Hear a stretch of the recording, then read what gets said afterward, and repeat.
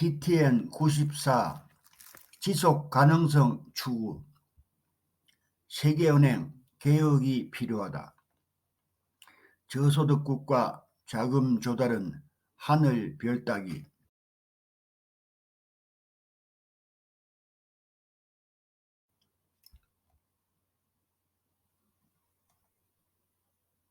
ISPI 이탈리아 국제정치연구소 2023년 5월 16일 악셀 베르그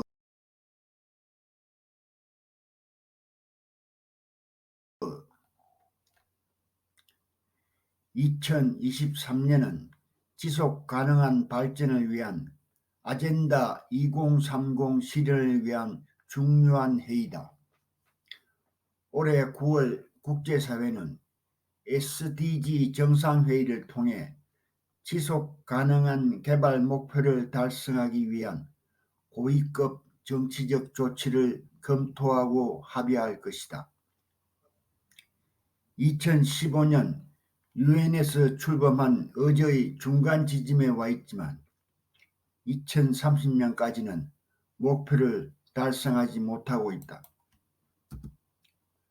반대로 SDG 인덱스에 따르면 국제사회는 2년 연속 최근 몇 년간 겹치는 여러 위기로 인해 SDG의 달성을 향한 진전이 이루어지지 않았다. 그러나 이러한 위기 이전에는 SDG 달성을 향한 진전이 불충분했으며 이는 사회 및 경제 시스템의 변화가 충분한 규모와 속도로 일어나지 않았음을 나타낸다. 이러한 지속 가능성 전환이 국가 및 지역 차원에서 이루어져야 하는 것은 사실이지만 국제 시스템은 이를 촉진하거나 방해하는 중요한 역할을 한다. 현재 이러한 국제 시스템, 특히 글로벌 경제 거버넌스는 이러한 목적에 적합하지 않다. 더욱이 다중 질서로 특정 지어지는 세계에서 지정학적 긴장이 고조됨에 따라 이 시스템을 개혁하는 것은 어려운 과제이다. G7은 아젠다 2030과 경제의 탈탄소화, 생물 다양성 보호 또는 성평등 촉진과 같은 관련 목표를 지원하기 위해 노력하고 있다. 비공식 거버넌스 포럼이자 보다 포괄적인 G20의 일부로서 G7과 그 회원들은 지속 가능성을 향한 광범위하고 역동적인 변화를 가능하게 하기 위해 글로벌 경제 시스템을 개혁하는 데 중요한 역할을 한다. G7은 글로벌 경제 거버넌스의 세 가지 주요 영역인 부채 감소, 지속 가능한 금융 정가 및 세계 무역 시스템 개혁에서 진전과 개혁을 지원하는 데 중요한 역할을 할 수 있다.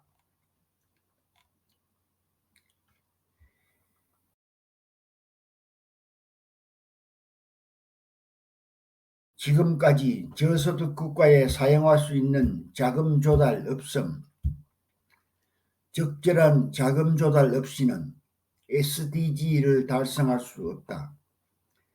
파리 기후협약과 SDG를 달성하기 위해서는 중국을 제외한 신흥시장과 개발도상국에서 연간 1조 달러가 필요한 것으로 추산된다. 현재 저소득 국가가 지속 가능한 개발을 위해 이러한 투자를 유치할 수 있는 능력을 여러 가지 요인으로 제한하고 있다. 그들의 희소한 공공자원은 코비드-19 대유행 기간 동안 더욱 제약을 받았으며 최근 인플레이션 압력으로 인해 재정 조건이 강화되어 저소득 국가의 재정 공간을 더욱 제약하고 있다. 더욱이 개발도상국은 특히 기후변화의 영향에 취약하고 높은 국가 차입 비용에 직면해 있다.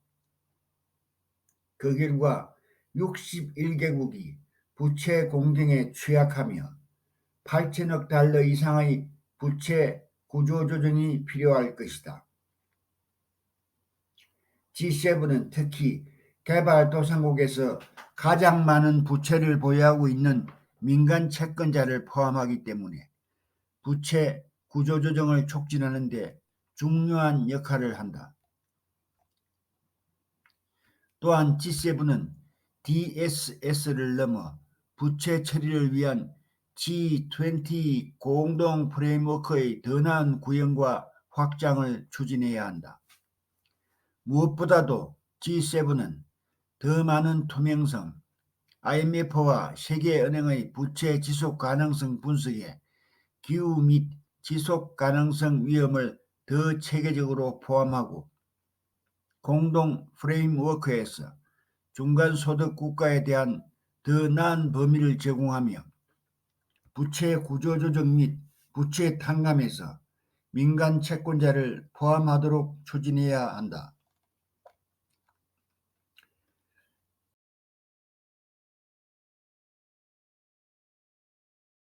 세계은행은 개혁이 필요하다. 급증하는 글로벌 부채 위기를 해결하기 위한 새로운 모멘텀을 제공하는 것 외에도 G7은 지속 가능한 개발을 위한 추가 자금을 제공할 수 있다. 이런 점에서 국제금융기구와 세계은행의 개혁에 대한 관심이 높아지고 있다. 세계은행이 여전히 가장 큰 국제개발금융기관이고 세계은행의 정책과 접근 방식이 다른 공적 자금 제공자들에게 영향을 미쳤기 때문에 개발금융에 대한 세계은행의 접근 방식 개혁이 중요하다. 전문가, NOG 및 정책 입안자들은 모두 ADF가 건강한 기후 및 생물 다양성과 같은 글로벌 공공재 제공에 자금을 지원하는 데 점점 더 집중해야 한다고 제안하고 있다. 이를 달성하는 한 가지 방법은 대출 관행에서 보다 위험에 더 관대하고 혁신적이 되는 것이다. 춘계회의에서 은행개발위원회는 최소 자기자본대 대출 비율을 20%에서 19%로 낮추는 데 동의했다. 이는 향후 10년 동안 은행의 자금 조달 능력을 미화 500억 달러까지 늘릴 수 있는 잠재력이 있다. 이것은 올바른 방향으로 나아가는 단계이지만 동시에 빈곤을 줄이고 식량 안보를 강화하며 저소득 국가의 건강 및 사회 시스템을 강화한다.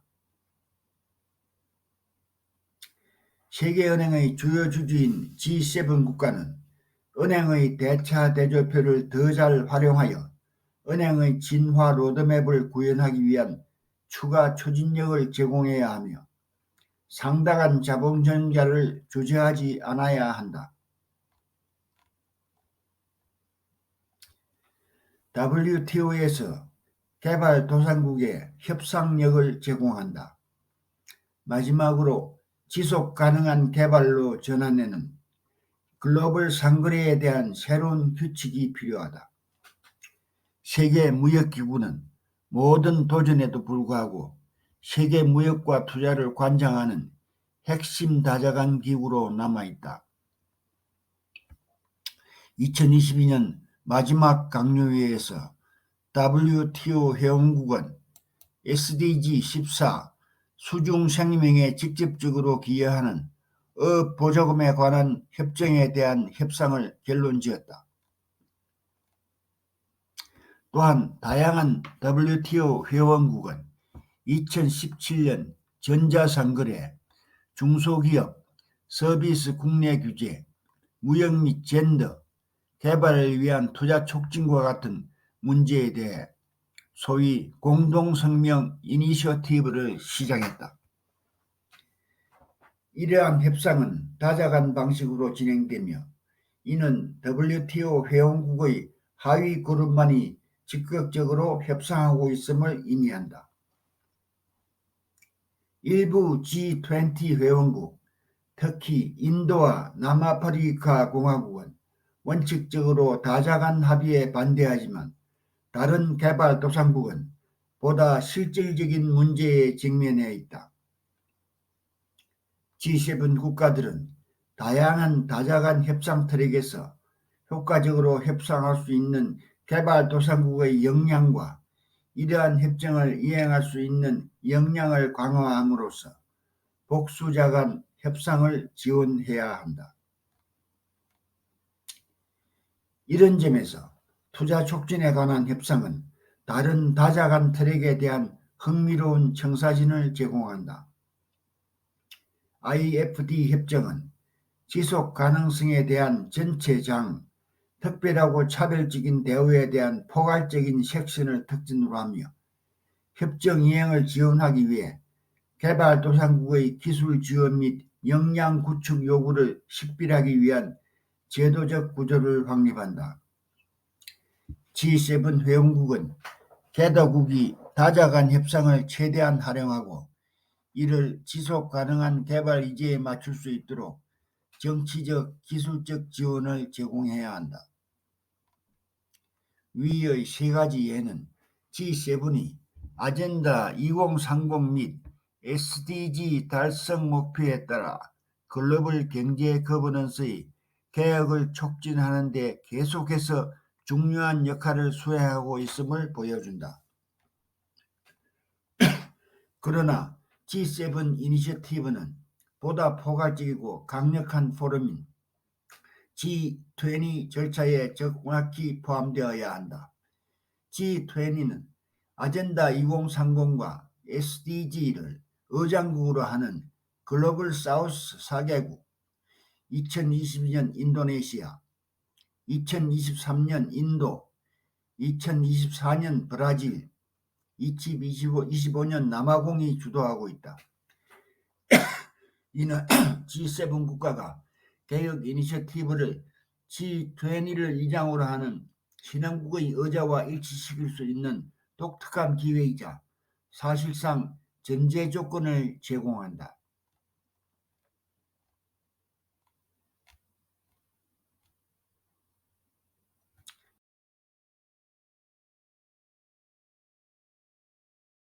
악셀 버거, 독일 개발연구소 부소장입니다.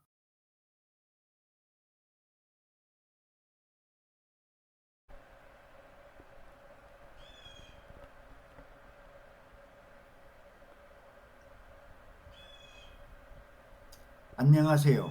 사내TV의 싱크탱크 뉴스입니다. 세계 두뇌 집단의 연구 성과를 알기 쉽게 요약하여 소개합니다.